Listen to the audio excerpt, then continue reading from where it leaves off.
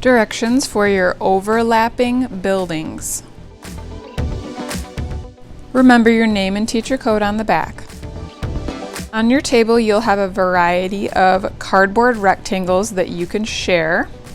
And you'll also need a pencil and a Sharpie. If you want to start with Sharpie first, you can. Just remember you cannot erase.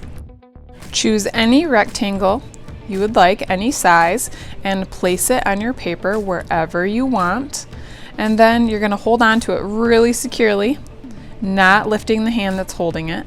Kind of hold your pencil as straight up and down as you can, and keep it next to the edge of the cardboard piece and trace around it very carefully.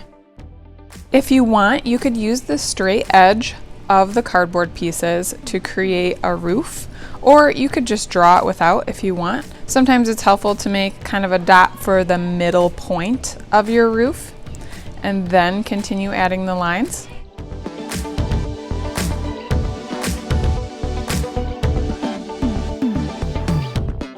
Next, I'll start a little bit of overlapping with a smaller rectangle. Notice the piece of cardboard is just slightly on top of the building I already have drawn. And because of that, I'm not going to draw inside of the building that is already drawn on my paper. And once again, hold on really tight to that piece that you're holding and then hold your pencil up and down. Notice I did not draw lines on the inside of the building that was already drawn on my paper. For the next one, I decided not to do any overlapping, and I'm just putting it right next to the skinny rectangular building that I just made. Hold on really snug to that piece of cardboard and carefully trace around the shape. Once my bottom row of buildings is complete, I'm going to do lots of overlapping with my next buildings. So here, I'm laying one of the rectangles on top of a building that is already drawn on my paper, but I'm not going to draw inside of the space that is another building. If you notice, I'm starting next to another line, but I'm not drawing over top of it because I want to create overlapping. So it looks like that other building is in front of the building that I just created, and I'm adding a roof of my choice.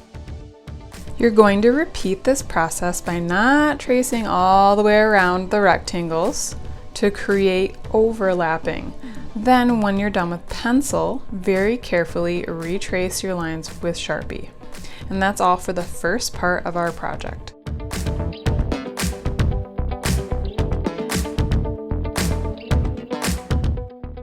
When you go to add paint, you're going to gently stir your paint to make sure it's mixed up, and then use the very tippy top of your brush when you're next to a black line.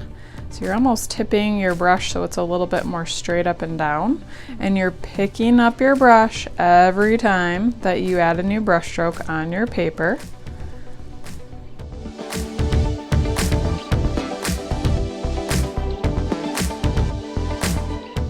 When you're ready to switch colors, rinse your brush very thoroughly and then use a sponge to dry off your brush and get off any extra paint. Go ahead and keep painting in all your buildings however you choose. Remember, when you're in small spaces, use the very tippy top of your brush, and don't forget to rinse and blot your brush every single time. When you're finished, place your art on the drying rack.